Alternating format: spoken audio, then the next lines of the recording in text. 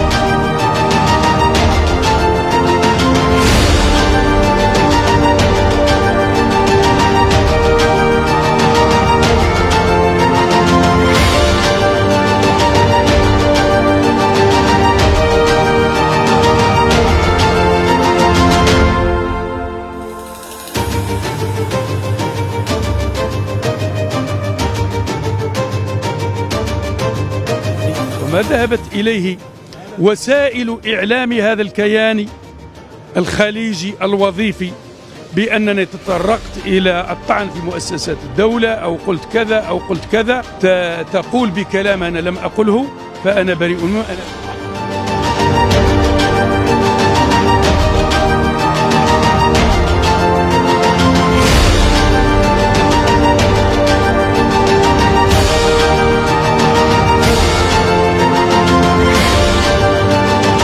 وحيثما حل الكيان الصهيوني وقع الخطر في تمزيق هذه الأمة العربية في كل دولة من الدول.